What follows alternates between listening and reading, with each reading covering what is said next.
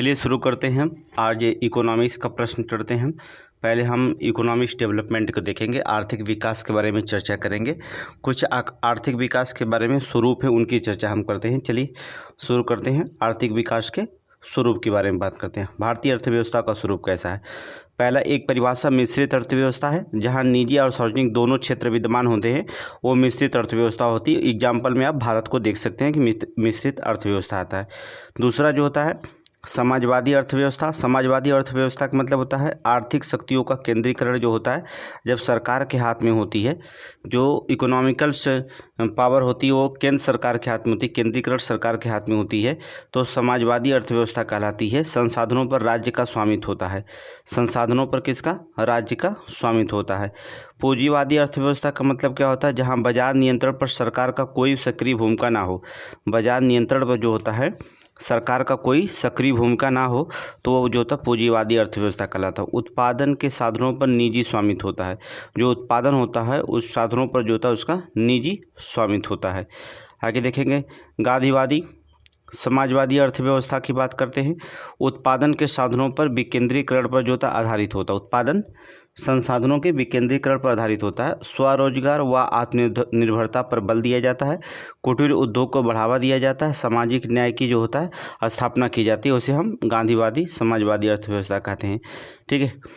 अल्पविकसित अर्थव्यवस्था क्यों होती है? चलेंगे। इसकी विशेषताएं मान लीजिए, निम्न जीवन स्तर होता है, उत्पादकता जो होता है स्तर कम होती है, जनसंख्या अधिक होती है, निम्न प्रति व्यक्ति आय होता है, आय की विषमता होती है। अगर आप दिमाग लगाएंगे तो ये सारी चीज़ें आप जानते हैं अल्पविकसित अर्थव्यवस्था। ठीक है। और कृषि क्षेत्र का आधिपत्य होता है। भारत का एग्जाम्पल लेकर सोचिएगा। बेरोजगारी और अल्प बेरोजगारी उच्च स्तर पर होती है। एग्जाम्पल से किसका? अल्पविकसित अर्थव्यवस्था। तो अल्पविकसित अर्थव्यवस्था का मतलब हो जाएगा सारे दिमाग किस में आना चाहिए? भारत पे आ जाना चाहिए आपको, तब तुरंत क्वेश्चन सॉल्व कर ले जाएंगे आप। ठीक है। भारतीय अर्थव्यवस्था के लक्षण कैसे हैं? वही है कृषि प्रधान अर्थव्यवस्था है। पूंजी निर्माण की निम्न दर है, सबके पास पूंजी नहीं है। बेरोजगारी ठीक है बहुत ज़्यादा है। अत्यधिक जनसंख्या है। निम्न प्रति व्यक्ति है। तकनीकी की पिछड़ापन है। आयात पर निर्भरता हमारा ज़्यादा भी है। ठीक है। और निरक्षरता भी है। ठीक है। आगे चलेंगे। देखिए सरकार द्वारा चिन्हित दूसरी पीढ़ी के आर्थिक सुधार के भाग की बात करेंगे। अगर देखा जाए देखेंगे हम 27 नवंबर 2001 को तत्कालीन प्रधानमंत्री श्री अटल बिहारी वाजपेयी के द्वारा आर्थिक सुधारों पर कैबिनेट समिति की बैठक हुआ था। ठीक है।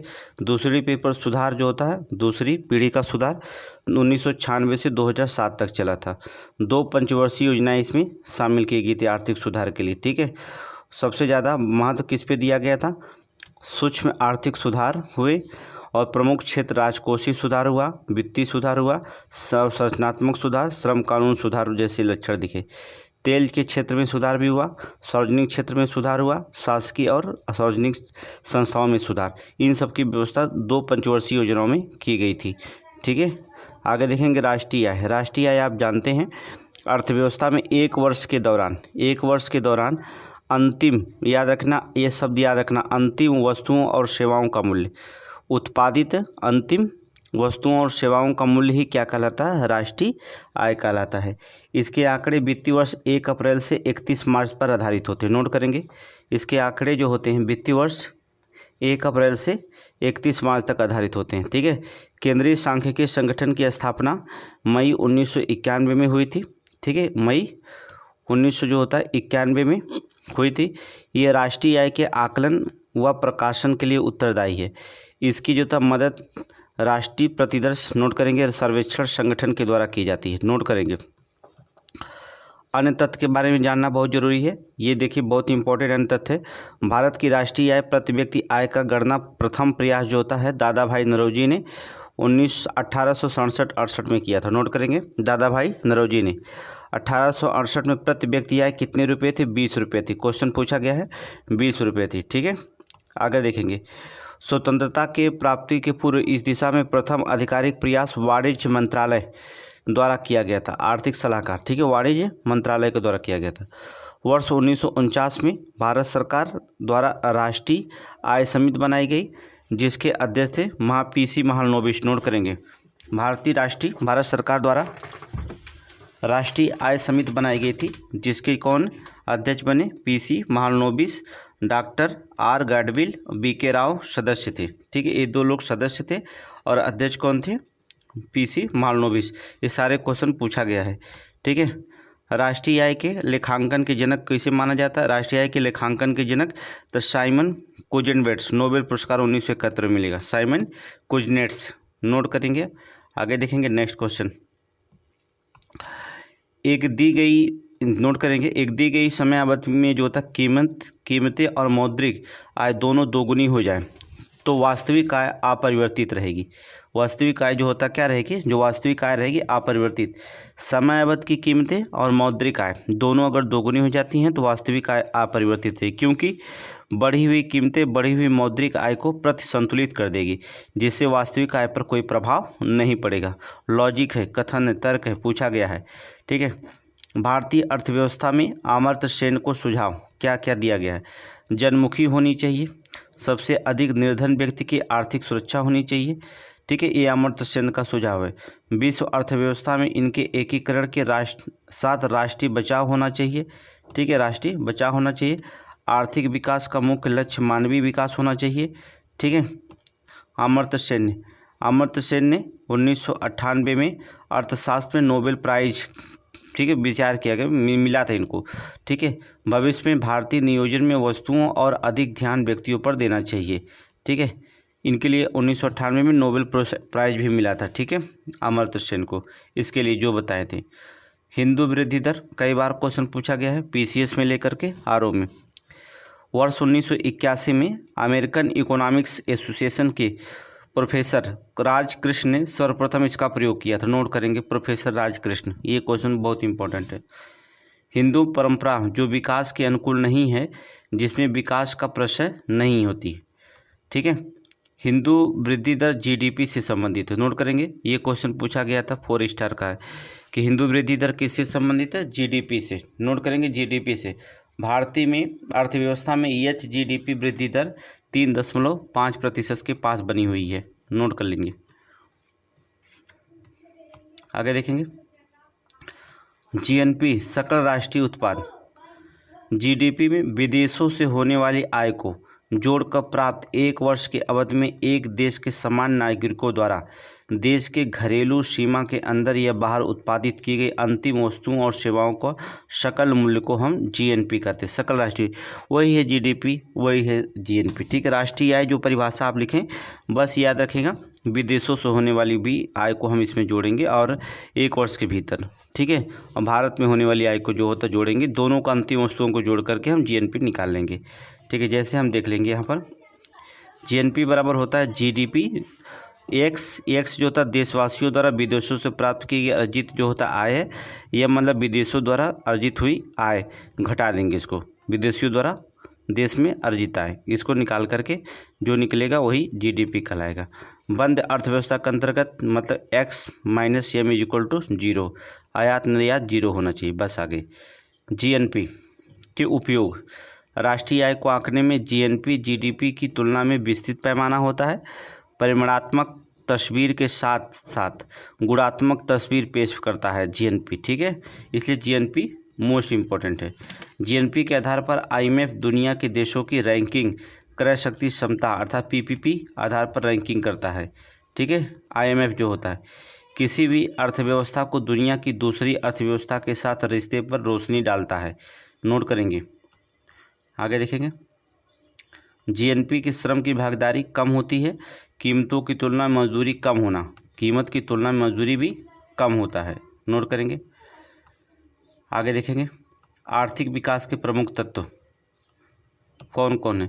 पूंजी संचयन, तकनीकी सुधार होने चाहिए। विकास के प्रमुख तत्व होना चाहिए, पूंजी का संचय होना चाहिए, तकनीकी सुधार होना चाहिए, जनसंख्या में परिवर्तन होना चाहिए, विशेषीकृत श्रम विभाजन होना चाहिए, उद्यमशीलता होना चाहिए, प्राकृतिक संपदा होना चाहिए। आर्थिक विकास के, ठीक है, आर्थिक समृद्धि के अधिक व्यापक धारणा होना चाहिए। आर्थिक वृद्धि के सर्वाधिक उपयुक्त माप और प्रति व्यक्ति उत्पाद होना चाहिए। ये जो होता तब ये विकास के लक्षण दिखेंगे। ये सारे आर्थिक विकास के लक्षण हैं, नोट कर लीजिए।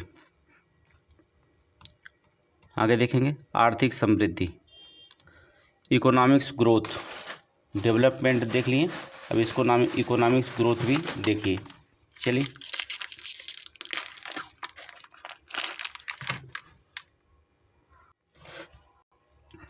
आर्थिक समृद्धि, चलिए चर्चा करते हैं। आर्थिक समृद्धि किसे कहा जाता है? किसी समयावधि में किसी अर्थव्यवस्था में होने वाली वास्तविक आय। ठीक है, किसी समयावधि में किसी अर्थव्यवस्था में होने वाली वास्तविक आय ही आर्थिक समृद्धि कहलाती है। ठीक है, GNP GDP per capita income में वृद्धि से उत्पादन की वृद्धि संबंधित है। परिमाणात्मक परिवर्तन तक जैसे श्रम शक्ति उपयोग पूंजी व्यापार मात्रा में प्रसार के साथ होता है। नोट करेंगे, बहुत इंपॉर्टेंट क्वेश्चन है, नोट कर लीजिए आप। भारत में पूंजी निर्माण के आंकड़े एकत्रित करने का कार्य आरबीआई और राष्ट्रीय सांख्यिकी कार्यालय एनएसओ के द्वारा किया जाता है। मोस्ट इंपॉर्टेंट क्वेश्चन पूछा गया है। ठीक है, किसके द्वारा? आरबीआई के द्वारा और एनएसओ के द्वारा, नेशनल स्टैटिस्टिक्स ऑर्गेनाइजेशन। आगे देखेंगे, राष्ट्रीय आय के मापन आधार वर्ष 2004-05 के स्थान पर इस समय 2011-12 को आधार वर्ष कर दिया गया तथा जीडीपी के स्थान पर जो होता है जीबीए की गणना की जाने लगी है। ठीक है, नोट करेंगे, जीबीए की गणना की जाने लगी है।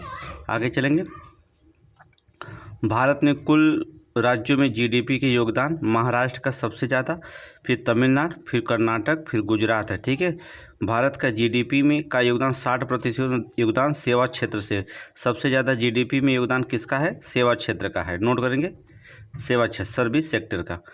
पूंजी निर्माण करेंगे। चलिए,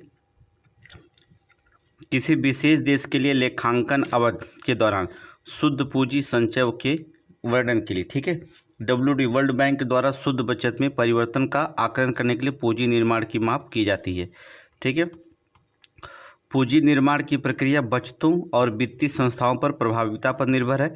निवेश पूंजी निर्माण के लिए अनिवार्य कारक होते हैं। निवेश जो होता है पूंजी निर्माण के लिए अनिवार्य कारक होते हैं, बहुत इंपॉर्टेंट है। ठीक है, जीडीपी क्या? सकल घरेलू उत्पाद, किसी देश की घरेलू सीमा के भीतर स्थित निवासी उत्पादक और गैर निवासी उत्पादक इकाइयों को द्वारा एक वर्ष में उत्पादित सभी वस्तुओं और सेवाओं का अंतिम मौद्रिक मूल्य ही क्या कहलाती है? जीडीपी कहलाती है।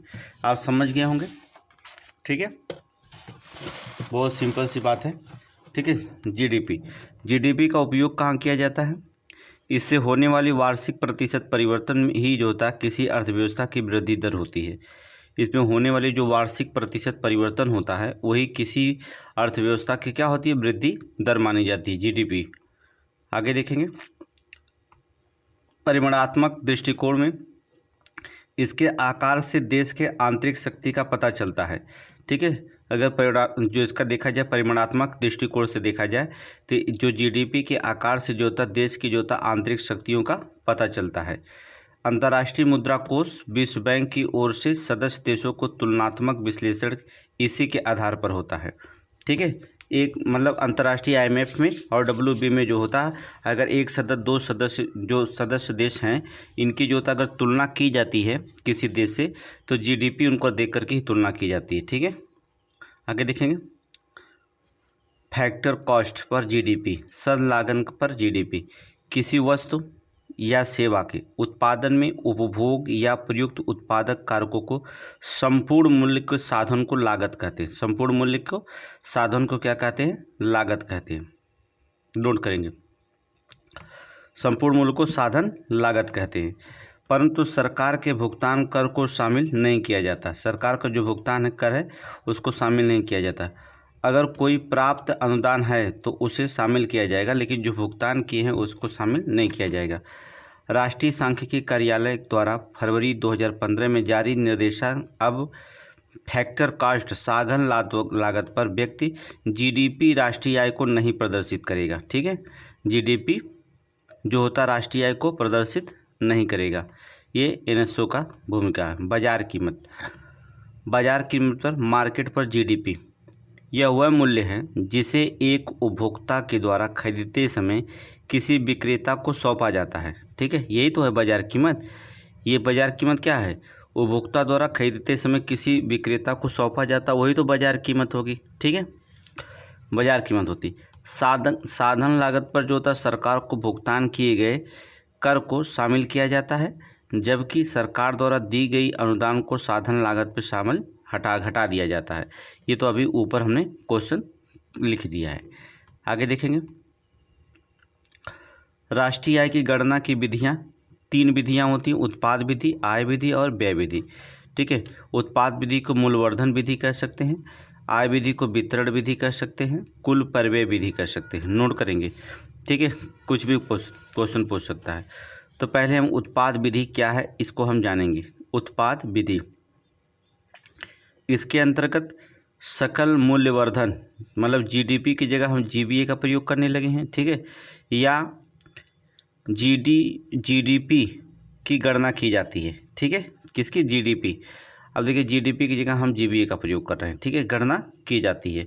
इसके अंतर्गत उत्पाद विधि में जीबीए या जीडीपी 3 क्षेत्रकों को उत्पादन मूल्य माइनस तीनों क्षेत्रकों का मध्यवर्ती उपभोग होता है। ठीक है, इसमें शामिल वस्तुएं कौन कौन हैं? शामिल वस्तुएं सेवाएं क्या हैं? लाभ कमाने हेतु बाजार में बेची जाने वाली वस्तु और सेवाएं शामिल हैं। अस्थायी पूंजी अपने लिए उत्पादन। ठीक है, आरोपित किराया या आरोपित ब्याज इसमें शामिल की जाती हैं। ठीक है, जो नहीं शामिल वस्तुएं और सेवाएं कौन कौन नहीं शामिल हैं? गैर आर्थिक वस्तुएं नहीं शामिल होती हैं, पुरानी वस्तुओं का मूल्य क्रय विक्रय नहीं शामिल किया जाता, मध्यवर्ती वस्तुएं नहीं शामिल होती, पूंजीगत लाभ भी नहीं शामिल किया जाता है। ठीक है, जीबीए में। दूसरा उत्पाद विधि में है। ठीक है, आय विधि में देखेंगे। दूसरा आय विधि, इसके अंतर्गत एनडीपी कारक लागत पर शुद्ध घरेलू उत्पाद गणना करने हेतु निम्न 3 शीर्षकों को अंतर्गत कारक आय में जोड़ा जाता है। कौन कौन से आय विधि में जोड़ा जाता है? पहला देखेंगे हम लोग कर्मचारियों की क्षतिपूर्ति, ये क्वेश्चन पूछा गया है आय विधि में। प्रचालन अधिशेष, स्वनियोजित मिश्रित आय। नोट करेंगे। ठीक है, निम्न शीर्षकों के अंतर्गत कारक आय को जोड़ा जाता है 3, कर्मचारियों की क्षतिपूर्ति, प्रचालन अधिशेष, स्वनियोजित मिश्रित लाभ। इन तीनों को जोड़ा जाता है। ठीक है, आगे देखेंगे व्यय विधि। व्यय विधि देखेंगे क्या होता है। इसमें कुल परिव्यय विधि भी कहा जाता है, इसे कुल परिव्यय विधि भी कहा जाता है।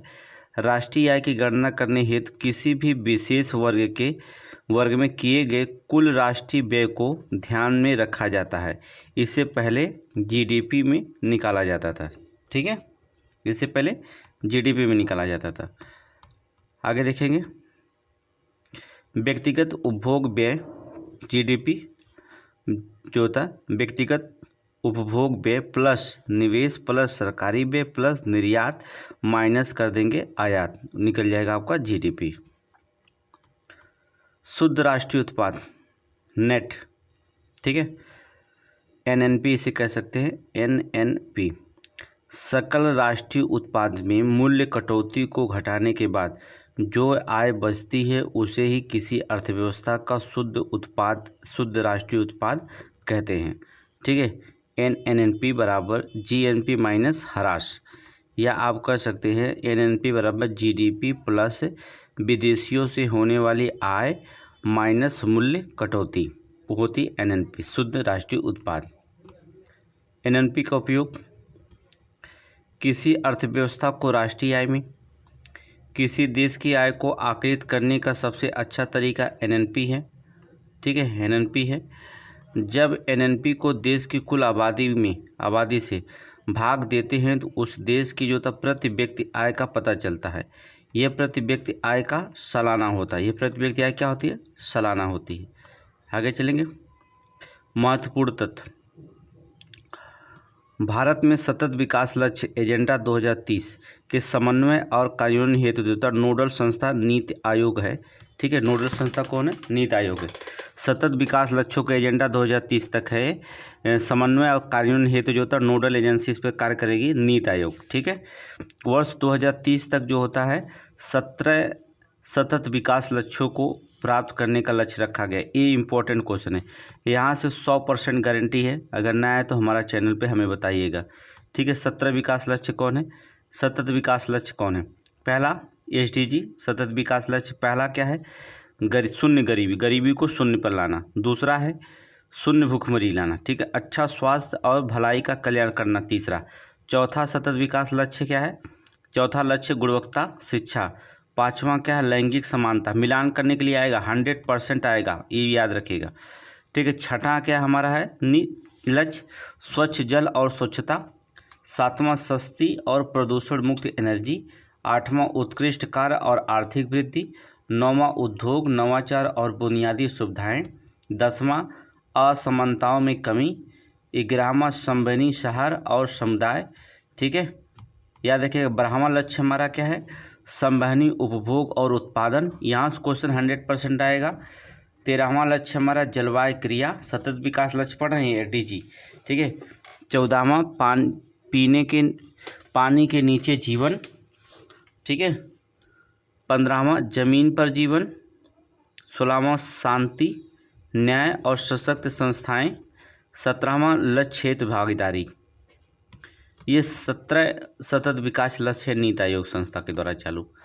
इसको हम पढ़ लेंगे, अपने दिमाग पे रख लेंगे, क्योंकि एक क्वेश्चन पूछा जाता। संधारणीय विकास क्या होता है? इसको छोड़ दीजिए, ये कोई और नहीं।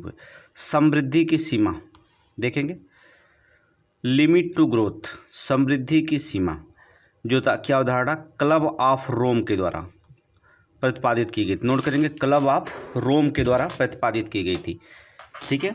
समृद्धि की सीमा अप्रैल 1968 में 10 देशों के 30 व्यक्तियों ने एक समूह, जिसमें वैज्ञानिक, शिक्षक, अर्थशास्त्री, मानवतावादी, प्रशासक आदि शामिल थे, इनकी रोम के एकेडमिया डी लेंसी में बैठक हुई थी। नोट करेंगे, कहाँ बैठक हुई थी? एकेडमिया डी लेंसी में बैठक हुई थी। इसी बैठक में जो था क्लब ऑफ रोम का विकास हुआ था, ठीक है। एकेडमिया डी लेंसी में बैठक हुई, जिसमें क्लब ऑफ रोम का विकास हुआ था, ठीक है। नोट कर लीजिएगा समृद्धि की सीमा के लिए।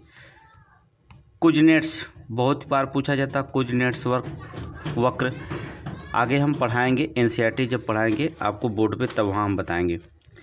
पर्यावरण जो था कुजनेट्स वक्र जो था पर्यावरणीय निम्नीकरण तथा प्रति व्यक्ति जीडीपी के मध्य को संबंध को प्रदर्शित करता है, ठीक है। पर्यावरण कुजनेट्स जो होता वक्र पर्यावरण निम्नीकरण और प्रति व्यक्ति जीडीपी के मध्य संबंध को क्या करता? प्रदर्शित करता है, ठीक है। यहाँ देखेंगे, आर्थिक समृद्धि के प्रारंभिक चरणों में प्रदूषण एवं पर्यावरण पर अन्य मानवीय प्रभाव में वृद्धि हुई, लेकिन आर्थिक समृद्धि के एक स्तर के पश्चात ये प्रवृत्ति उलट गई और उच्च आय स्तरों पर आर्थिक समृद्धि से पर्यावरण पर सुधार प्रदर्शित हुआ, ठीक है। शुद्ध प्रदर्शित हुआ था। इसका अर्थ यह हुआ कि पर्यावरण प्रभाव या प्रति व्यक्ति उत्सर्जन जीडीपी का उल्टा यू आकार फंक्शन है, ठीक है। यू आकार का फंक्शन है, ठीक है। सतत विकास हेडिंग डालिए। सस्टेनेबल डेवलपमेंट सतत विकास संसाधनों का उपयोग एक आदर्श मॉडल होता है।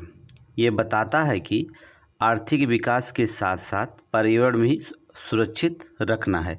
सतत विकास क्या है? ये हमें बताता है कि हमें आर्थिक विकास के साथ साथ हमें क्या करना है? पर्यावरण को भी ध्यान रखना होगा और सुरक्षित रखना होगा। इसका उद्देश्य क्या है? सतत विकास का लक्ष्य का उद्देश्य वर्तमान और भविष्य की पीढ़ियों के लिए प्राकृतिक संसाधनों को सुरक्षित रखते हुए उनका इस प्रकार प्रयोग किया जाए कि प्राकृतिक संसाधनों का शरण न्यूनतम हो, ठीक है। वो कहता है कि वर्तमान में और भविष्य की पीढ़ियों के लिए हमें जो होता प्राकृतिक संसाधनों का दोहन इस प्रकार किया जाए कि एक तो दोहन न्यूनतम हो और आगे भविष्य में उनको क्या कर सुरक्षा मिल सके, ठीक है। World commission on environmental and development द्वारा वर्ष 1987 में प्रकाशित रिपोर्ट में आवर कॉमन फ्यूचर ब्रटलैंड रिपोर्ट के नाम से जाना जाता है। आवर कॉमन फ्यूचर किसके नाम से? ब्रटलैंड रिपोर्ट के नाम से जाना जाता है। नोट कर लीजिएगा,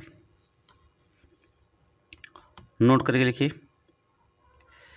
नीमराड़ा राजस्थान राज्य के अलवर जिले में अवस्थित हैं। यहाँ पर किए गए लगभग सभी विकास कार्य टिकाऊ आर्थिक विकास के मॉडल पर आधारित होते हैं, ठीक है। आगे देखेंगे पोषकी पर्यटन। ये क्या है? पोषकी पर्यटन का मुख्य उद्देश्य है सांस्कृतिक अखंडता, और पारिस्थितिकी प्रक्रियाओं को बनाए रखते हुए पर्यटन एवं पर्यावरण का प्रबंधन करना। ठीक है, याद रखना, पारिस्थितिकी प्रक्रियाओं को बनाए रखते हुए पर्यटन और पर्यावरण का प्रबंधन करना।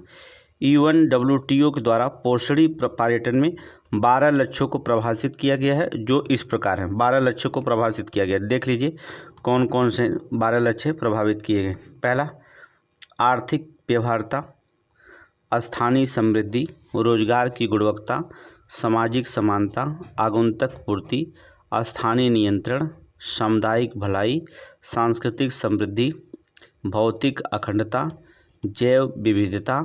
ठीक है, और क्या, जैव विविधता और, छोटा कर दीजिए सब लोग दिख जाएं। ठीक है, जैव विविधता और संसाधन दक्षता और पर्यावरण शुद्धता। ठीक है, ये 12 लक्ष्य को हमने रखा गया है। आगे चलें, कौशल विकास। कौशल विकास योजना जानते हैं, कुशल, सेहतमंद और सुरक्षित नागरिक की किसी देश के विकास की कुंजी होती है। अर्थव्यवस्था की भाषा में इसे मानव पूंजी कहा जाता है। ठीक है, प्रधानमंत्री कौशल विकास योजनाओं को युवाओं को कौशल प्रशिक्षण प्रदान करने के लिए कर मानव पूंजी को बढ़ाती है। ठीक है, ये तो आप कौशल विकास योजना जानते हैं, इसको छोड़ दें। मानव पूंजी आप जानते हैं, मानव पूंजी क्या है? शिक्षा में निवेश को मानव पूंजी का एक प्रमुख स्रोत माना जाता है। अगर शिक्षा में निवेश है तो मानव पूंजी का निर्माण हो रहा है। ठीक है, इससे अतिरिक्त स्वास्थ्य में निवेश, कार्य के दौरान प्रशिक्षण, प्रबंधन, सूचना आदि मानव पूंजी के निर्माण के अन्य स्रोत हैं। ठीक है, ये सभी मानव पूंजी के निर्माण के अन्य स्रोत हैं। ठीक है, मानव पूंजी बढ़ता हुआ विनियोग उत्पादन में वृद्धि की ओर ले जाएगा। अगर मानव पूंजी बढ़ेगा तो विनियोग उत्पादन की वृद्धि की ओर ले जाएगा, जिसमें क्रमिक विस्तार निम्नवत होंगे, कुशलता में विकास, संसाधनों का समुचित प्रयोग और उत्पादकता में वृद्धि होगी। ठीक है, मानव पूंजी समझ गए होंगे आप क्या है। कुछ भी क्वेश्चन पूछेगा एग्जाम में, कुछ भी नहीं छोड़ना है। समावेशी समृद्धि क्या होती है? ये क्या है? समावेशी समाज का आशय समाज के सभी वर्गों तक जो तक संसाधनों और सुविधाओं की पहुंच से है। ठीक है, समावेशी समाज का आशय क्या है? समाज के सभी वर्गों तक जो तक संसाधनों और सुविधाओं की पहुंच से है। इसके लिए जो था अधोसंरचनात्मक सुविधाओं का विकास, कृषि का पुनरुद्धार, शिक्षा एवं स्वास्थ्य जैसी सामाजिक सेवाओं का अधिकाधिक उपलब्ध आवश्यक माना जाता है। ठीक है, नोट करेंगे। 2011-12 आर्थिक सर्वेक्षण में पहली बार साधारण विकास और जलवायु परिवर्तन का नवीन अध्याय जोड़ा गया। क्वेश्चन पूछा गया एग्जाम में। ठीक है, किसान दिवस प्रत्येक वर्ष पूर्व प्रधानमंत्री चौधरी चरण सिंह के जन्म दिवस 23 दिसंबर को मनाया जाता है। नोट कर लीजिएगा।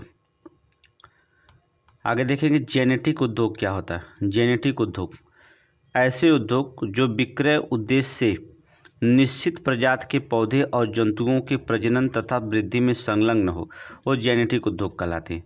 ऐसे उद्योगों का मुख्य उद्देश्य क्या है? विक्रय से लाभ कमाना। विक्रय से लाभ कमाना, जैसे पौधे की नर्सरी, पशुपालन, मुर्गी पालन आदि जो होता है जेनेटिक उद्योग कहलाते हैं। ठीक है, समझ गए हैं परिभाषा? कुछ भी क्वेश्चन नहीं करना, गलत करना है। आगे देखेंगे बुलक कैपिटलिस्ट। नोट करेंगे, बुलक कैपिटलिस्ट उन किसानों को जिनके पास कुछ साधन तो हैं पर धनाढ्य नहीं है, बुलक कैपिटलिस्ट कहा जाता है। ठीक है, ज़मीन 50 बीघा है लेकिन मासिक का 1 लाख से भी कम हो। मासिक का कितना? 1 लाख से भी कम हो। 50 बीघा में 1 लाख से कम हो, वो बुलक कैपिटलिस्ट कहलाते हैं। लॉयड और सुसेन रुडोल्फ 1987 के अनुसार बुलक कैपिटलिस्ट ऐसे स्वनियोजित और स्वशक्ति पोषक उत्पादक होते हैं जिनके पास बैलों की जोड़ी के साथ साथ पर्याप्त बड़ी जोत भी होती है। वो क्या कहलाते हैं? बुलक कैपिटलिस्ट कहलाते हैं। ठीक है, भूमि सुधार और उनका उद्देश्य। भारत में आज़ादी के समय एक ऐसी कृषि व्यवस्था मौजूद थी जिसमें भूमि सुधार के स्वामित्व कुछ हाथों में केंद्रित थी। अतः देश को समृद्धि बनानी है तो भूमि सुधार आवश्यक माना जाता है। इसे जमींदारी प्रथा का उन्मूलन, भूमि जोतों के अधिकतम सीमा का निर्धारण, काश्तकारी सुधार में कार्यक्रम अपनाए गए थे भूमि सुधार में। ठीक है, इसको छोड़ दीजिए। ये देखिए, जोत के आकार के आधार पर किसान, ये क्वेश्चन पूछा जाता है मिलान के लिए। कृषि संगणना 2015-16 के अनुसार भारत में सीमांत जोत का आकार 1 हेक्टेयर से कम है। नोट करते रहिएगा। लघु जोत का आकार 1 से 2 हेक्टेयर, अर्ध मध्यम जोत का आकार 2 से 4 हेक्टेयर, मध्यम जोत का आकार 4 से 10 हेक्टेयर, बृहद जोतों का आकार 10 हेक्टेयर या उससे अधिक को बृहद जोत का आकार कहा जाता है। इसको आप स्क्रीनशॉट लेकर के लिखना ही है, ये मिलान करने के लिए आता है, गलती तो नहीं करनी है आगे, ठीक है। भारत में सकल जोतों में 68.5% सीमांत जोत है, 17.17% जो होता है लघु जोत है, ठीक है। 9.9% मान लीजिए अर्ध मध्यम जोत है, 3.8% जो होता है मध्यम जोत है, 1% से कम जो होता है 0.6 बृहद जोतें पाई जाती हैं, ठीक है। नोट कर लें।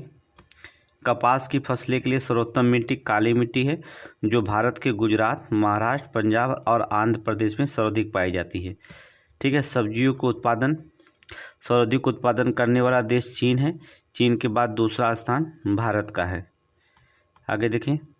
हरित क्रांति के बाद भारत में खाद्यान्न उत्पादन में अपेक्षित वृद्धि हुई। 1950 से 51 में कुल उत्पादन लगभग 50.1 मिलियन टन था, जो 2001-2 में बढ़कर जो था 211.9 मिलियन टन हो गया। नोट कर लीजिए, ठीक है। फल और सबसे बड़ा उत्पादक आम उत्तर प्रदेश, लीची बिहार, नारियल केरल, सेब जम्मू कश्मीर में, ठीक है। फसल में देखेंगे उत्पादक देश रबड़ में थाईलैंड, कहवा ब्राज़ील में, जैतून स्पेन में, गन्ना ब्राज़ील में। नोट कर लीजिए, ठीक है। ये मिलान करने के लिए आता है, ठीक है। भारत में शहतूत रेशम का अग्रणी उत्पादक राज्य कर्नाटक है। इसके बाद आंध्र प्रदेश, पश्चिम बंगाल और तमिलनाडु का स्थान आता है। नोट कर लीजिए, ठीक है। भारत में कृषि आय पर कर आरोपण राज्य सरकार के अधिकार के क्षेत्र के अंतर्गत आता है। किसके? राज्य सरकार के अंतर्गत आता है। संविधान की 7वीं अनुसूची सूची 2 में मद संख्या 45 से 63 तक राज्य सरकार के कर अधिकारों का विवरण है। इसके तहत मद संख्या 46 में कृषि आय पर कर का उल्लेख है, ठीक है, राज्य सरकार के अंतर्गत। तथ्य देखेंगे। वर्ष 2011 की जनगणना के अनुसार उत्तर प्रदेश में कृषि क्षेत्र में सर्वाधिक 59.3% कर्मचारी नियोजित थे। प्रदेश में कुल कर्मियों में कृषक 29.29%, जबकि कृषि श्रमिक 30.3% थे। नोट कर लीजिए। विशेष कृषि एवं ग्राम उद्योग योजना का मुख्य उद्देश्य कृषि निर्यात को प्रोत्साहित करना, ठीक है। कृषि निर्यात को क्या करना? प्रोत्साहित करना। आगे चलेंगे। यूपी में किसान भाई योजना 1992 में लागू की गई थी। पी सेनगुप्ता जी सदाशिव ने भारत को 4 सम कृषि क्षेत्रों में, 11 मध्यवर्ती क्षेत्रों में, 60 सूक्ष्म क्षेत्रों में विभाजित किया था। पी सेनगुप्ता, और इसमें सदायुक्त थे, ठीक है, सदस्य युक्त थे, ठीक है। आगे चलें। राष्ट्रीय हॉर्टिकल्चर मिशन एक केंद्र द्वारा प्रायोजित योजना है। इसे 2004-05 में 10वीं योजना के दौरान प्रारंभ किया गया था।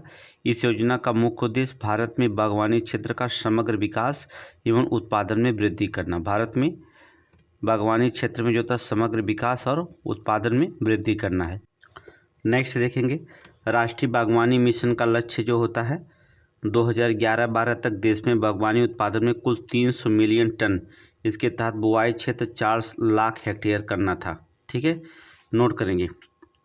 12वीं पंचवर्षीय योजना के दौरान भारत में सरकार द्वारा राष्ट्रीय बागवानी मिशन, पूर्वोत्तर और हिमालय राज्यों के लिए बागवानी मिशन, राष्ट्रीय बांस मिशन आदि सभी उप मिशनों को मिलाकर एकीकृत बागवानी विकास मिशन का गठन किया गया है, ठीक है, 12वीं पंचवर्षीय योजना के दौरान।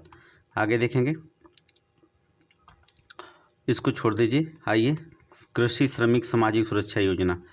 इस कृषि श्रमिक सामाजिक सुरक्षा योजना 1 जुलाई 2001 से प्रारंभ किया गया था। यह योजना जीवन बीमा सुरक्षा, एक मुश्त जीवन लाभ, कृषि मजदूरों को पेंशन लाभ उपलब्ध कराती है। ये इम्पोर्टेंट क्वेश्चन है। कृषि श्रमिक सुरक्षा योजना क्वेश्चन पूछा गया है, ठीक है, नोट करेंगे। लघु कृषि विकास एजेंसी प्रोग्राम वर्ष 1971 में प्रारंभ किया गया था। ये कार्यक्रम छोटे और सीमांत किसानों के लिए प्रारंभ किया गया था। ई राशन कार्ड सेवा सर्वप्रथम दिल्ली में प्रारंभ किया गया था। ई राशन कार्ड सेवा। आगे चलेंगे, नेक्स्ट क्वेश्चन देखेंगे। राष्ट्रीय खाद्य सुरक्षा मिशन, इसका प्रारंभ 2007 में प्रारंभ किया गया था। इसका उद्देश्य क्या था?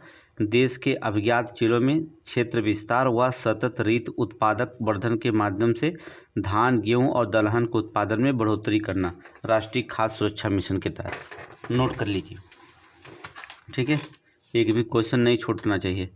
मृदा उत्पादकता और उर्वरता का संरक्षण करना, खेत के स्तर पर आर्थिक लाभ को बढ़ावा ताकि किसानों को आत्मविश्वास पैदा हो सके, ठीक है। ये सभी क्या है? खाद्य सुरक्षा से संबंधित, राष्ट्रीय खाद्य सुरक्षा मिशन। ऑपरेशन फ्लड, देखिए ये भी इम्पोर्टेंट है, वर्गीज कुरियन के द्वारा चलाया गया था, ठीक है। श्वेत क्रांति को गति तेज करने के उद्देश्य से ऑपरेशन फ्लड चलाया गया था। श्वेत क्रांति दुग्ध उत्पादन से, ठीक है, इसका संबंध दुग्ध उत्पादन से है। इसकी शुरुआत 1970 में राष्ट्रीय डेयरी विकास बोर्ड ने किया था, ठीक है। इस ऑपरेशन का कारण ही भारत दूध उत्पादकता में क्या है? प्रथम स्थान है, ठीक है, राष्ट्रीय डेयरी उद्योग। आगे चलेंगे, सार्वजनिक वितरण प्रणाली। अगला, सार्वजनिक वितरण प्रणाली, इसके माध्यम से सरकार गरीब परिवारों को उचित मूल्य पर खाद्यान्न उपलब्ध कराती है। पीडीएस के जरिए खाद्यान्न सरकार सब्सिडी प्रदान करती है। पीडीएस के द्वारा जारी खाद्यान्नों की कीमत बाजार की कीमत की अपेक्षा कम होती है, ठीक है, कम होती है। आगे देखेंगे, यदि सरकार पीडीएस वितरित अनाजों की कीमती में वृद्धि करती है तो इसका सीधा प्रभाव ये होगा कि पीडीएस पर दी जाने वाली सब्सिडी का भार कम होता है, ठीक है। आगे चलेंगे, क्रांति और संबंधित, नोट करेंगे।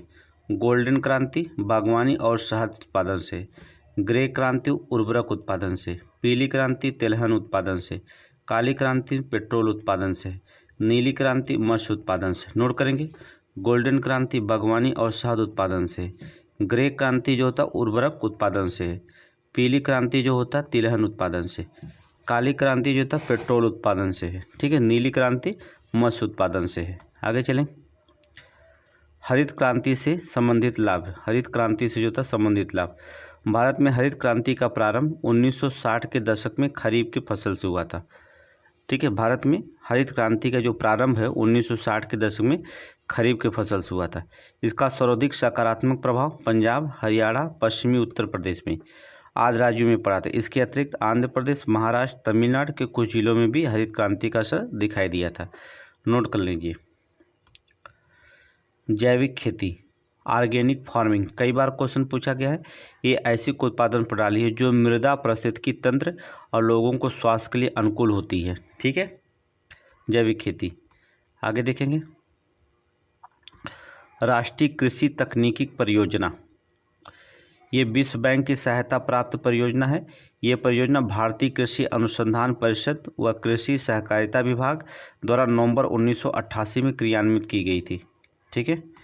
आगे देखेंगे, भारत में पहला कृषि विज्ञान केंद्र 1974 में पौंडीचेरी में स्थापित किया गया था। कहाँ पर? पौंडीचेरी में स्थापित किया गया था, ठीक है। आगे चलें, भारत में फसल बीमा योजना का शुभारंभ प्रथम प्रयास अप्रैल 1985 में खरीफ की फसल के दौरान किया गया था। नोट कर लीजिए, भारत सरकार के द्वारा। बस मोस्ट इम्पोर्टेंट है, राष्ट्रीयकृत बीमा योजना केंद्रीय कृषि, नोट करें, केंद्रीय कृषि मंत्रालय द्वारा 1985 में प्रारंभ फसल बीमा योजना की जगह रबी मौसम 1999-2000 में राष्ट्रीय कृषि बीमा योजना प्रारंभ की गई थी, ठीक है। इस योजना का मुख्य उद्देश्य सूखा, बाढ़, ओलावृष्टि, चक्रवात, प्राकृतिक आपदाओं आदि फसलों की हानि से कृषकों को संरक्षण प्रदान करना, ठीक है। वर्तमान में प्रधानमंत्री फसल बीमा योजना के इसे प्रस्तावित कर दिया गया है, ठीक है, वर्तमान में ये चल रहा है। इस योजना का वर्ष जो होता है 2005 के बजट से खरीफ फसलों पर लागू होता है, ठीक है। मौसम आधारित फसल बीमा योजना सर्वप्रथम कर्नाटक में 2007 में लागू किया गया था। मौसम आधारित फसल बीमा योजना, ठीक है। फसल बीमा पर एकाधिकार क्षेत्र। भारत में कृषि क्षेत्र के बीमा कवर उपलब्ध कराने वाली भारतीय कृषि बीमा कंपनी निर्दिष्ट संस्था है। आगे चलेंगे, इसको छोड़ दीजिए। हरियाली क्रांति देख लीजिए। जनवरी 2023 में तत्कालीन प्रधानमंत्री अटल बिहारी वाजपेयी ने 2000 करोड़ रुपए की लागत वाली जल संग्रहण में संबंधित विकास योजना हरियाली का शुभारंभ किया है। नोट करेंगे, हरियाली का शुभारंभ किया। इसका उद्देश्य क्या है? जल संरक्षण योजनाओं का क्रियान्वयन, वर्षा का जल का संचय, पेयजल समस्या का निवारण, सिंचाई हेतु जल की व्यवस्था और वृक्षारोपण को प्रोत्साहन देना, ये हरियाली योजना का उद्देश्य है। ठीक है, आगे चलेंगे। नेक्स्ट देखेंगे रेनफेड एरिया।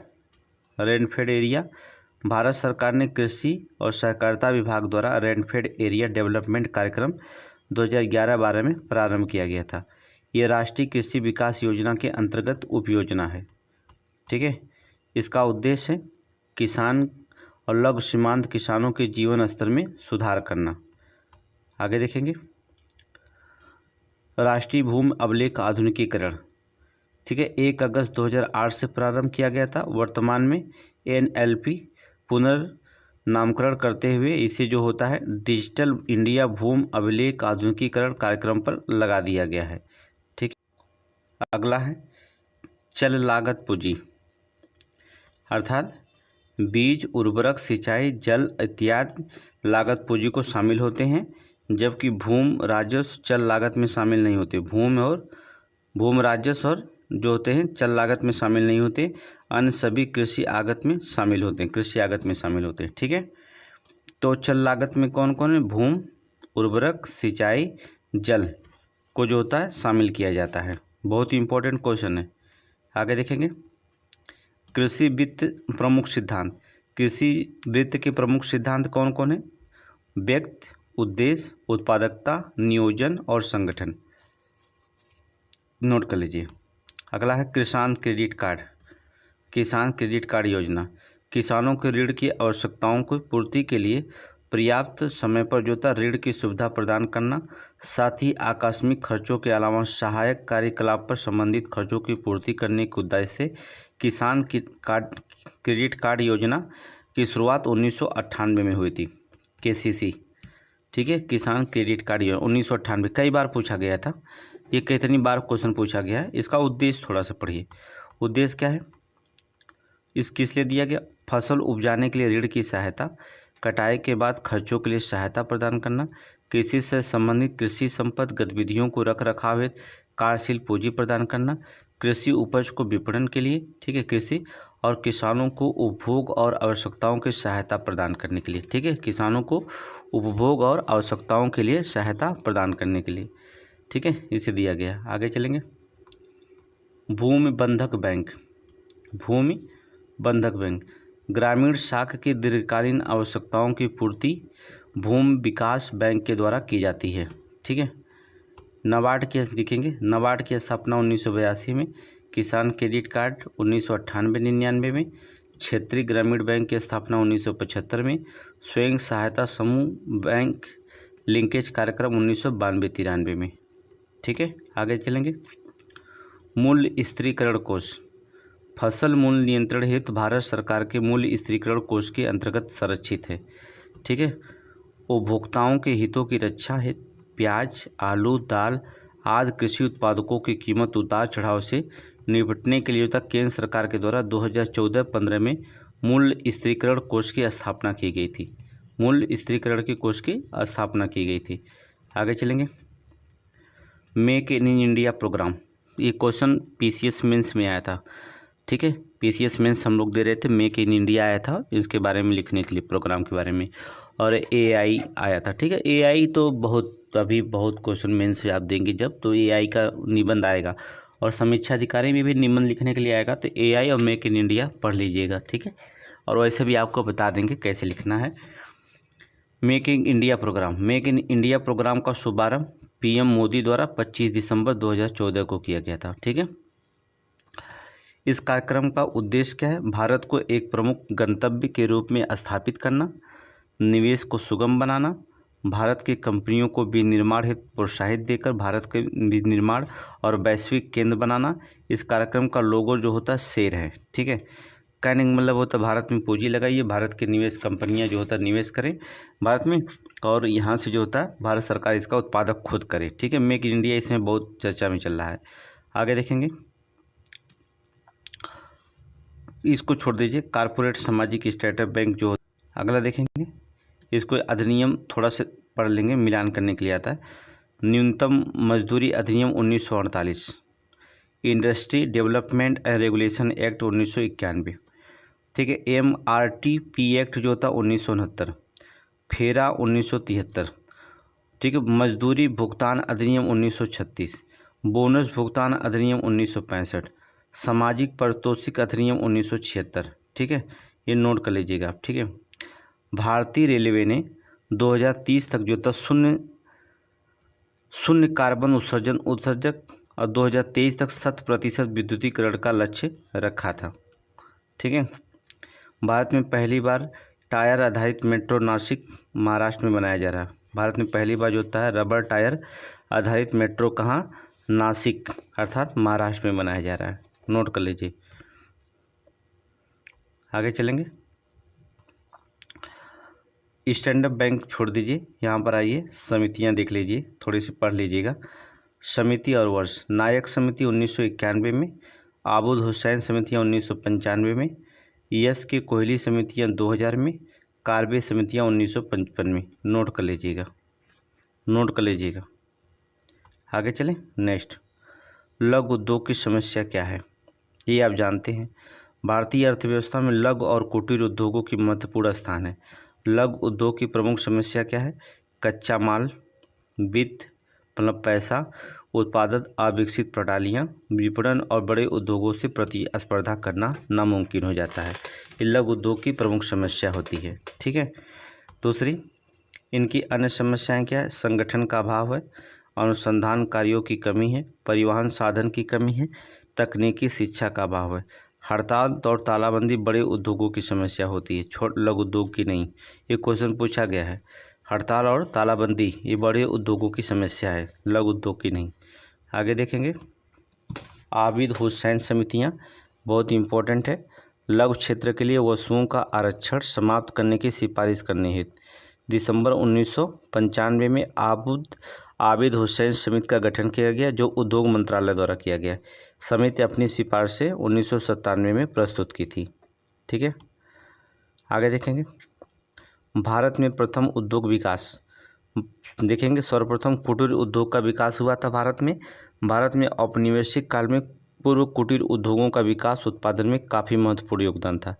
भारत में विकसित सूती वस्त्रों का निर्माण कुटीर स्तर पर ही किया जाता है, तो कुटीर उद्योग विकास सबसे मोस्ट इम्पोर्टेंट था। ठीक है, आगे देखेंगे, नेपा नगर क्या है, बड़े आकार का कागज़ और अखबारी कागज़ का उत्पादन सबसे अधिक भारत में national news print and paper mills limited Nepa Nagar में किया जाता है, जो मध्य प्रदेश में स्थित है। नेपा नगर।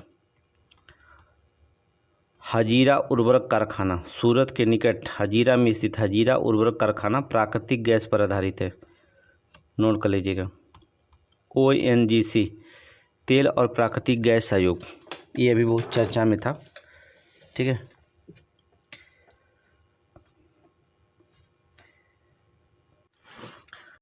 देखेंगे, तेल और प्राकृतिक गैस पर आधारित आयोग। भारत में तेल और प्राकृतिक गैस की खोज खनन विकास को आगे बढ़ाने के लिए 14 अगस्त 1956 को तेल प्राकृतिक गैस आयोग की स्थापित किया गया था, लेकिन इसे वैधानिक मान्यता अक्टूबर 1959 में मिली थी ONGC को। इसका मुख्यालय देहरादून उत्तराखंड में स्थित है, ONGC। ठीक है, ऑयल उपक्रम सितंबर 2023 में महारत्न कंपनी का दर्जा दिया गया है ऑयल को। नोट कर लीजिए, बहुत ही इंपॉर्टेंट क्वेश्चन है। ठीक है, ऑयल इंडिया लिमिटेड सार्वजनिक क्षेत्र का उपक्रम है जो रुक्ष तेल और प्राकृतिक गैस के अन्वेषण, विकास और इसके उत्पादन और तेल परिवहन में संलग्न होता है, ऑयल उपक्रम। आगे चलेंगे, नेक्स्ट, खनिज धातु देखेंगे। इसमें अगला हेडिंग डालेंगे, उदार औद्योगिक नीति। ये क्वेश्चन बहुत इम्पोर्टेंट होता है, ये संयुक्त परियोजनाएं अभी इसमें नहीं पूछा जाता। उदार औद्योगिक नीति वर्ष 1991 में आर्थिक सुधार हुए। बहुत बार क्वेश्चन ये पूछा जा रहा है। जितने भी क्षेत्र में परिवर्तन किए गए उनमें सर्वाधिक परिवर्तन औद्योगिक नीति 1991 के तहत किया गया था। ठीक है, जितने भी परिवर्तन किए गए, क्योंकि इस नीति का आधार स्तंभ ही उदारीकरण, निजीकरण और वैश्वीकरण था। ये तीनों 1991 में शब्द आए थे, याद रखिएगा। रूस का विभाजन हुआ था यूएसएसआर का। ये जो था सभी प्रत्यक्ष और अप्रत्यक्ष तौर पर इन नीति से जुड़े हुए माने जाते हैं। ठीक है, 24 जुलाई 1991 को तत्कालीन प्रधानमंत्री नरसिम्हा राव द्वारा नई औद्योगिक नीति की घोषणा की गई थी। नोट करेंगे, इस नीति में किसके द्वारा? नरसिम्हा राव के द्वारा, प्रधानमंत्री नरसिम्हा राव। याद रखिएगा, बहुत इंपॉर्टेंट क्वेश्चन है ये। निम्न नीति, इस नीति में निम्नमत मुख्य बातें शामिल थीं। औद्योगिक लाइसेंस की समाप्ति कर दिया जाए, एकाधिकार तथा प्रतिबंधात्मक व्यापार शुरू किया जाए, सार्वजनिक क्षेत्र की जो होता घोषणा की गई। ठीक है, विदेशी निवेश और विदेशी प्रौद्योगिकी आदि के संबंध में नीतिगत निर्णयों की घोषणा की गई। उदारीकरण, सरकारी नियंत्रण को शिथिल या समाप्त करने की क्रियावत की गई। विनिवेश, जिसके तहत सरकार द्वारा सरकारी उपक्रमों को अपनी अंशधारिता को कम किया जाता है। और उदारीकरण की प्रक्रिया एक समान्वित अंग होगी, समाहित अंग मानी जाती है। ठीक है, आगे देखेंगे शहर या उद्योग। कोयबंटूर सूती वस्त्र, राउरकेला लौह इस्पात, कपूरथला रेल के डिब्बे बनाता, बरौनी तेल शोधन कारखाना है, विशाखापट्टनम में पोत निर्माण होता है, मुरी झारखंड में एल्युमिनियम, गुड़गांव हरियाणा में मोटर गाड़ियाँ, पनकी अत्थार उत्तर प्रदेश में उर्वरक। ये बहुत इंपॉर्टेंट है मिलान करने के लिए, लिख लीजिए, लिख लिए। आगे देखें, सिंगरौली में कोयला, कजराहट उत्तर प्रदेश में सीमेंट उद्योग है, कोयली गुजरात में पड़ता है, आयल उत्पादन है, आनंद जो था गुजरात में पड़ता है, दूध उत्पादन के लिए प्रसिद्ध है। नोट कर लीजिए। ठीक है, आगे देखेंगे, बायोटेक्नोलॉजी पार्क कहाँ है? लखनऊ में है। ट्रोनिका सिटी गाजियाबाद में, प्लास्टिक सिटी कानपुर में, लेडर टेक्नोलॉजी पार्क उन्नाव में स्थित है। ठीक है, आगे देखेंगे, गोल्डन हैंडशेक क्वेश्चन बहुत बार पूछा जाता है, बहुत बार क्वेश्चन पूछा जाता है। वर्ष 1991 में नई औद्योगिक नीति ने सरकार में सार्वजनिक क्षेत्र के उपक्रमों को अतिरिक्त कर्मचारियों से मुक्त करने हेतु प्रोत्साहन हेतु एक स्वैच्छिक सेवा निवृत्ति योजना प्रारंभ की थी। इसे ही जो था गोल्डन हैंडशेक कहा जाता, नाम दिया गया था। नोट कर लीजिए। ठीक है, बहुत इंपॉर्टेंट क्वेश्चन है, कई बार पूछा गया है।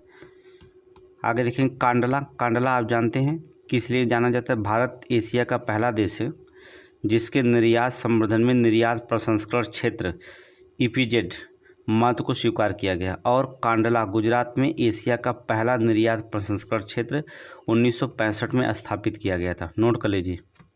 ठीक है, इस क्षेत्र की स्थापना का उद्देश्य देश में निर्यात वस्तुओं के लिए उपयुक्त वातावरण तैयार करना ताकि वे अंतर्राष्ट्रीय प्रतियोगिता में अपना स्थान बना सकें।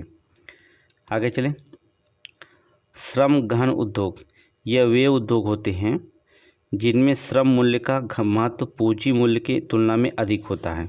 याद रखना, श्रम मूल्य का आशय ऐसे उद्योगों से है जिनमें श्रमिकों की संख्या अधिक होने के कारण मजदूरी का कुल मूल्य पूंजी प्रधान उद्योगों की तुलना में अधिक होता है।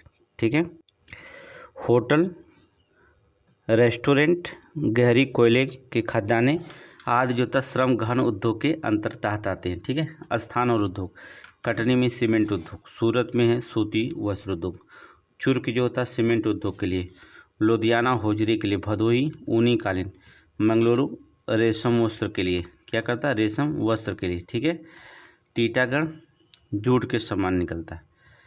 आगे देखेंगे, भारत एल्युमिनियम कंपनी लिमिटेड बालको कहाँ है? कोरबा में।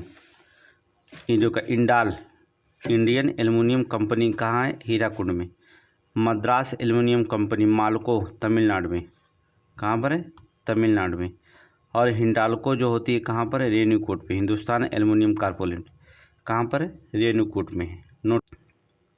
आगे चलेंगे, पेट्रो रसायन उद्योग नोट करेंगे। पेट्रो रसायन उद्योग जो कि गुजरात राज्य जो था पेट्रो रसायन उद्योग की दृष्टि से देश का प्रमुख राज्य है। ठीक है, गुजरात राज्य में खंभात और अंकलेश्वर महत्वपूर्ण तेल क्षेत्र है। नोट करिए, खंभात और अंकलेश्वर। जबकि नौगांव, ढोलका, मेहसाना, कलोल, कोसंबा आदि जो होता है स्थानों पर तेल प्राप्त किया जाता है, लेकिन अंकलेश्वर और खंभात मोस्ट इम्पोर्टेंट है। आगे चलेंगे, ठीक है। पेट्रो रसायन उद्योग में आवश्यक आगत की प्राप्ति के कारण अंकलेश्वर में जो था पेट्रोकेमिकल्स कॉम्प्लेक्स भी बनाया गया है। आगे चले, इसको छोड़ दीजिए, इसको पढ़िए। खादी और ग्रामीण उद्योग कमीशन, इसका मुख्यालय मुंबई में है। इसका गठन 1957 में किया गया था। यह आयोग भारत सरकार का एक संवैधानिक निकाय है जो सूक्ष्म, लघु एवं मध्यम उद्योग मंत्रालय के अधीन कार्य करता है, ठीक है। चले, इसमें समितियां और संबंध देखेंगे। गोस्वामी समितियां औद्योगिक रुग्णता की समस्या से संबंधित, जानकी रमन समितियां शेयर घोटाले की जांच हेतु, मल्होत्रा समितियां बीमा क्षेत्र में सुधार हेतु, मीरा सेठ समितियां हथकरघा के विकास, सत्यम समितियां वस्तु निर्यात नीति से, तारापुर समितियां पूंजीगत खातों में रुपये की परिवर्तनीयता पर सलाह, ठीक है। आगे चलेंगे। ई ब्रिज पोर्टल सरकारी सेवाओं की पहुंच हेतु एकल द्वार प्लेटफॉर्म से संबंधित है। ई ब्रिज का संचालन औद्योगिक नीति एवं संवर्धन विभाग, वाणिज्य एवं उद्योग मंत्रालय, भारत सरकार के निर्देशन में इंफोसिस के द्वारा किया जा रहा है, ठीक है। आगे देखेंगे, इसका उद्देश्य G2B गवर्नमेंट टू बिजनेस सेवाओं को ऑनलाइन सुलभता को बढ़ाकर देश में व्यवसाय प्रवेश में सुधार करना है। ट्राई क्या है? ट्राई आपको पता है, दूरसंचार सेवाओं के लिए प्रशुल्क और निर्धारण संशोधन, दूरसंचार सेवाओं जो कि पूर्व केंद्रीय सरकार में निहित थी, विनियोजित करने के लिए संसद के अधिनियम द्वारा 20 फरवरी 1997 को भारतीय दूरसंचार विनियामक प्राधिकरण ट्राई की स्थापना की गई थी, ठीक है। ते दूरसंचार सेवाओं से संबंधित है, लेकिन स्थापना की गई थी, कोई मतलब नहीं है ट्राई का। जीएसटी देखेंगे, बहुत ही इंपॉर्टेंट क्वेश्चन है। जीएसटी 1 जुलाई 2017 से पूरे देश में प्रभावी जीएसटी अप्रत्यक्ष कर है। संविधान के अनुच्छेद 246A जो कि संविधान के 101वां संशोधन अधिनियम के द्वारा 2016 के रूप में प्रस्तुत किया गया था, ठीक है, प्रस्तुत किया गया था। संसद और राज्य विधानसभाओं दोनों को जीएसटी उदाहरणार्थ केंद्रीय कर, CGST, राज्य जीएसटी मतलब SGST और संशासित क्षेत्र में UT-GST संबंध में कानून बनाने का समवर्ती शक्तियां प्रदान करता है। किसों? समवर्ती मतलब केंद्र और राज्य दोनों कानून बना सकती हैं, ठीक है। जीएसटी की अध्यक्षता जो होता है वित्त मंत्री करते हैं, ठीक है, अध्यक्षता संघीय वित्त मंत्री करते हैं और केंद्र के राजस्व व वित्त के प्रभावी राज्य मंत्री इसके सदस्य हैं। जीएसटी परिषद कर देने से जो होता है छूट वाली वस्तुओं के बारे में निर्णय करेगी, नई कर नीति की निर्धारण भी करेगी। आगे चलेंगे, ये आप जानते हैं प्राथमिक क्षेत्र, द्वितीयक, तृतीयक क्षेत्र कौन कौन है। प्राथमिक क्षेत्र में कृषि, वानिकी, मत्स्य, उद्योग, खनन, उत्खनन प्राथमिक क्षेत्र आते हैं, ठीक है। निर्माण, विनिर्माण, गैस निर्माण, बिजली, जलपूर्ति, अन्य उपयोगी वस्तुएं द्वितीयक क्षेत्र में आते हैं। व्यापार, होटल, परिवहन, संचार, वित्त पोषण, स्थावर संपदा, कारोबारी सेवाएं, लोक प्रशासन, ये तृतीयक क्षेत्र में आते हैं। कितना आते हैं? तृतीयक क्षेत्र में आते हैं। तो प्राथमिक, द्वितीयक, तृतीयक का तो पुराना हो गया है, ठीक है। आगे चलिए, नेक्स्ट क्वेश्चन। एक चैप्टर पढ़ते हैं हम लोग, आर्थिक नियोजन। नोट करेंगे, आर्थिक नियोजन सबसे मोस्ट इम्पॉर्टेंट चैप्टर है। पहले इसको समाप्त करते हैं, फिर आगे देखेंगे। पहले हम आर्थिक नियोजन पढ़ेंगे, ठीक है। जो इम्पोर्टेंट चैप्टर उसे समाप्त कर दिया जाए, क्योंकि मेरा ऑफलाइन क्लास सब लगेगा और मुझे आधे घंटे की और समय है, ठीक है। फिर इसके बाद जो बचेगा हम अगले नेक्स्ट वीडियो में पढ़ा सकते हैं। चलें, संविधान के 7वीं अनुसूची में समवर्ती सूची की प्रवेश संख्या 20 में आर्थिक और सामाजिक नियोजन का उल्लेख किया गया, नोट कर लीजिएगा, ठीक है। आर्थिक नियोजन कहाँ? प्रवेश संख्या 20 में 7वीं अनुसूची में है और समवर्ती सूची में है, ठीक है। आर्थिक मंत्री परिषद की बात कर लीजिए। अशोक चंद्रा द्वारा टिप्पणी के रूप में योजना आयोग अब समाप्त करके हम यहाँ पर नीति आयोग द्वारा प्रस्तावित है। आर्थिक मंत्री परिषद कहाँ है, ठीक है। आर्थिक मंत्रिपरिषद कहा गया था। किसको? नीति आयोग को। ठीक है, अब जो होता है योजना आयोग था पहले, अब क्या है? नीति आयोग है। ठीक है, तो क्वेश्चन पूछा जाएगा आगे। राष्ट्रीय विकास परिषद मोस्ट इम्पोर्टेंट है। राष्ट्रीय विकास परिषद रखिएगा, 6 अगस्त 1952 को राष्ट्रीय विकास परिषद की स्थापना की गई। ये एक संवैधानिक निकाय है, इसका अध्यक्ष प्रधानमंत्री होता है। हम इकोनॉमिक्स जो होता है समीक्षा अधिकारी होने के बाद बोर्ड पर पढ़ाएंगे ऑनलाइन। आप रात से जो होता है क्लास चलेगा 9 से 12, आप देखिएगा जीएस का क्लास बेस्ट चलाएंगे आपको। ठीक है, यह योजना आयोग द्वारा तैयार की गई थी। पंचवर्षीय योजना को अंतिम रूप जो होता अनुमोदित करती है, अंतिम रूप अनुमोदित करती है। इन अनुमोदन के पश्चात जो होता है योजना संसद में प्रस्तुत की जाती है।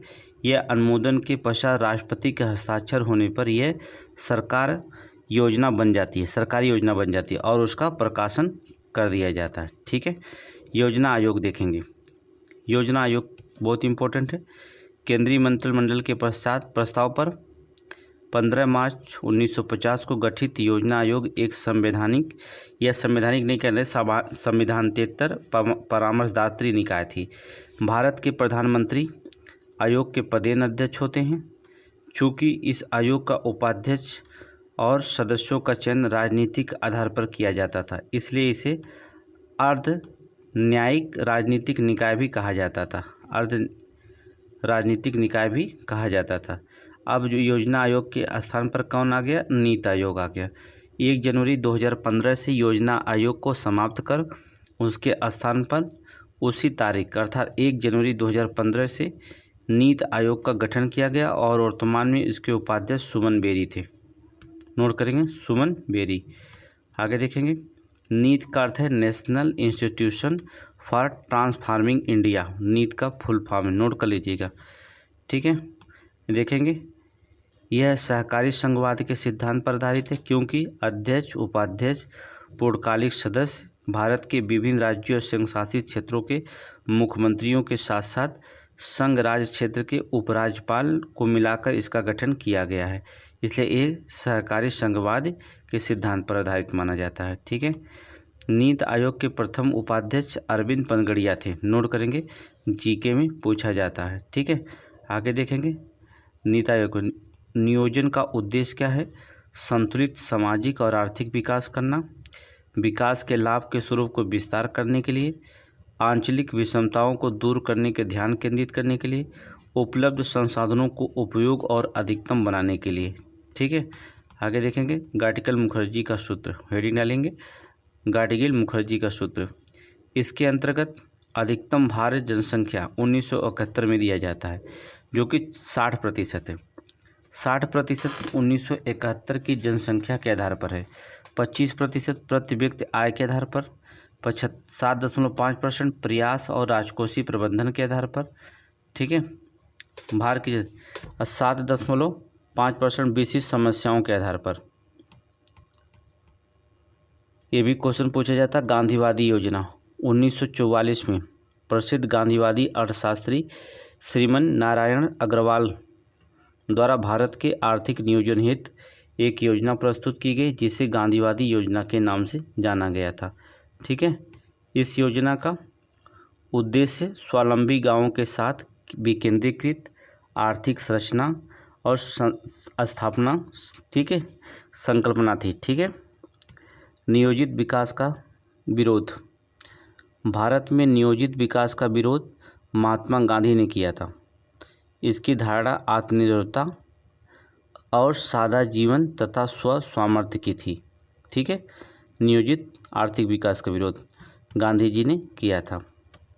इनका मूल विचार था कि वस्तुओं का उत्पादन और उपभोग स्थानीय संसाधनों और कार्यबल पर किया जाए। इसी के कारण इन्हें नियोजित विकास का विरोध किया जाता है। ठीक है, आगे चलेंगे। चल योजना मोस्ट इम्पॉर्टेंट है। रोलिंग प्लान, कुणाल मिडल ने अपनी एक पुस्तक थी Indian economics planning in the broader setting. ठीक है, रोलिंग प्लान को जो था, रोलिंग प्लान को विकासशील देशों के लिए अनुशासित किया गया था। इनकी किताब थोड़ी से लिख लेंगे। ठीक है, आगे देखेंगे। रोलिंग प्लान दीर्घकालीन योजना होती है। इसे 3 योजनाएं अल्पकालिक, मध्यकालिक 3, 4, 5 वर्ष, दीर्घकालिक 10, 15, 20 वर्ष की योजनाएं बनाई जाती है। ठीक है, रोलिंग प्लानिंग में। रोलिंग प्लानिंग के तहत योजनाओं को आवश्यक संशोधन किया जाता है और यह एक प्रकार का लचीली योजना है जो स्वयं की परिस्थितियों के अनुरूप समायोजित करने में आगे बढ़ती है। ठीक, आगे देखेंगे अनवरत योजना। 1978 में जनता पार्टी सरकार ने 5वीं योजना के जोता समय से पहले समाप्त करके 1978-80 में हेतु अनवरत योजना जारी की थी। जनता पार्टी की सरकार, नोट कर लीजिए। ठीक है, जारी की थी, लेकिन कांग्रेस पार्टी ने 1980 में शासन में आई तो 1980 से 85 हेतु एक नई छठी योजना, पंचवर्षीय योजना जारी की, जिससे अतः अनवरत योजना 1978-79 में ही कार्यशील रही, याद रखना। आगे देखेंगे ब्राह्मी पंचवर्षीय योजना देखेंगे। तीव्र धारणीय और अधिक समावेशी विकास के लक्ष्य के साथ ब्राह्मी पंचवर्षीय योजना की अवधि 2012 और 17 थी। नोट करेंगे 2012-17 थी। ठीक है, इस योजना में सकल घरेलू उत्पाद में 8% कृषि संबंध क्षेत्र में 4%, विनिर्माण क्षेत्र में 10% वृद्धि का लक्ष्य रखा गया था। ठीक है, वित्तीय वर्ष 2016-17 में ब्राह्मी पंचवर्षीय योजना का अंतिम वर्ष था। इसके साथ ही पंचवर्षीय योजना युग समाप्त हो गया। इसके स्थान पर नीति आयोग 15वीं दृष्टिकोण, ठीक है, 15 वर्षीय दृष्टिकोण पत्र तैयार किया गया। ठीक है, नीति आयोग समाप्त कर दिया गया। आगे चलेंगे ग्रामीण पंचवर्षीय योजना में देख लीजिए, 2 लाइन क्यों लिखेंगे। ग्रामीण पंचवर्षीय योजना का कार्यकाल 2007 से 2012 तक। ठीक है, इस योजना का सर्वाधिक जोर तीव्रतर आर्थिक समृद्धि, नोट करेंगे, तीव्रतर एवं आर्थिक समावेशी समृद्धि पर दिया गया था। बस इतना याद रखेंगे। Towards faster and more inclusive growth, बस इतना ही याद रखेंगे। ठीक है, और सब इसको छोड़ दीजिए, सब पीसीएस का भी हमने इसमें भरा गया। इसमें आगे देखेंगे 10वीं पंचवर्षीय योजना 2002 से 2007। ठीक है, 2002 से 2007 तक।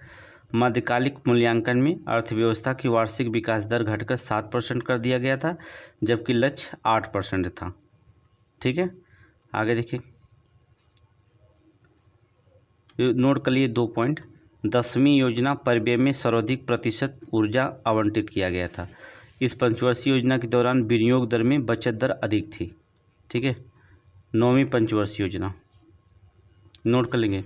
9वीं पंचवर्षीय योजना सामाजिक न्याय और समता के साथ समृद्धि पर बल था। ठीक है, ये इस योजना का कार्य 1997-2002 था। आगे देखेंगे 9वीं नोट हटा दीजिए। 8वीं पंचवर्षीय योजना 1992 से 1997 तक।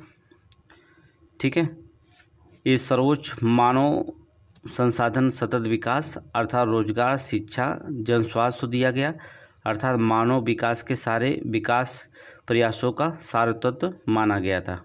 ठीक है, 8वीं योजना ही राष्ट्रीय महिला कोष की स्थापना मार्च 1993 में भारत सरकार के मानव संसाधन मंत्रालय के तहत महिला तथा बाल विकास विभाग द्वारा एक स्वतंत्र पंजीकृत सोसाइटी के रूप में की गई थी। ठीक है, योजना अवकाश 1990 से 92, 11 अप्रैल 1990 से 31 मार्च 1992 तक। राजनीतिक अस्थिरता और आर्थिक संकट के कारण वार्षिक योजना बनाई गई थी 1990 से 92 तक। 7वीं पंचवर्षीय योजना 1985 से 90 तक। इस योजना का जॉन डब्ल्यू मिलर मॉडल पर आधारित है। नोट करेंगे, जॉन डब्ल्यू मिलर मॉडल पर आधारित है। योजना में प्रति व्यक्ति आय 3.6% प्रतिवर्ष की वृद्धि का लक्ष्य रखा गया था। 6ठी पंचवर्षीय योजना 1980 से 85। उद्देश्य गरीबी उन्मूलन और रोजगार में वृद्धि। ठीक है, पहली बार गरीबी उन्मूलन पर विशेष जोर दिया गया था 6ठी पंचवर्षीय योजना पर। नोट कर लीजिए। आगे देखेंगे अनवरत योजना 1978 से 80, ठीक है, मोरारजी देसाई के नेतृत्व वाली जनता पार्टी सरकार द्वारा बनाई गई थी, ठीक है। अनवरत योजना का प्रतिपादन गुरनार मिडल के द्वारा अपनी पुस्तक एशियन ड्रामा में किया गया था। नोट करेंगे, गुरनार मिडल की पुस्तक एशियन ड्रामा में किया गया था, ठीक है। इसे नोट करेंगे, इसे भारत में लागू करने का श्रेय जो था जनता पार्टी सरकार और डीटी लकड़वाला को जाता है। रोलिंग प्लान जो होता है 5वीं पंचवर्षीय योजना के बाद लागू की गई थी। 5वीं पंचवर्षीय योजना के बाद रोलिंग प्लान लागू किया गया था। 5वीं पंचवर्षीय योजना 1974 से 78।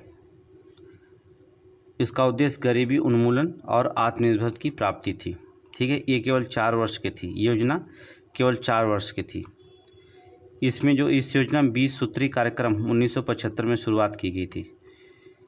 इस योजना में पहली बार गरीबी और बेरोजगारी पर ध्यान दिया गया था, ठीक है। पहली बार गरीबी और बेरोजगारी पर ध्यान दिया गया था। नोट करिए, ये क्वेश्चन पूछा गया है। आगे चलें। चौथी पंचवर्षीय योजना, चतुर्थ पंचवर्षीय योजना 1969 से 74। इस योजना DR गार्डिगल मॉडल पर आधारित है। इसका उद्देश्य स्थायित्व के साथ विकास, आर्थिक आत्मनिर्भरता प्राप्त करना, ठीक है। आगे चलेंगे। याद रखना, इसमें श्वेत क्रांति इसी योजना के काल में प्रारंभ की गई थी, चौथी पंचवर्षीय योजना में, ठीक है। ये भी याद रखिए, इस योजना में अपने लक्ष्य को प्राप्त करने में असफल रही। इसकी विफलता का कारण मौसम की प्रतिकूलता और बांग्लादेशी शरणार्थियों का आगमन था। तृतीय पंचवर्षीय योजना, इस योजना का मुख्य अर्थव्यवस्था जो होता है आत्मनिर्भर बनना और स्वपूर्ति अवस्था में पहुंचना था, ठीक है।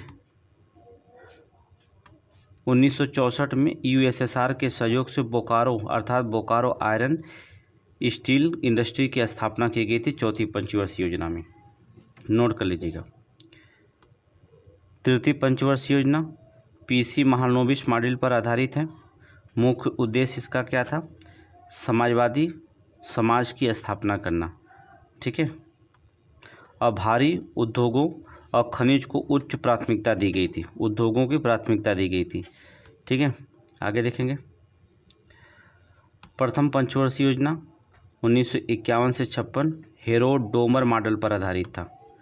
मुख्य उद्देश्य क्या है? अर्थव्यवस्था के संतुलित विकास के प्रारंभ करना और इस योजना का मुख्य कृषि उच्च प्राथमिकता करना, ठीक है। कृषि पर उच्च प्राथमिकता दी गई थी इस योजना पर, कृषि पर, और दूसरे पर उद्योग पर, ठीक है। इसको हटा दीजिए,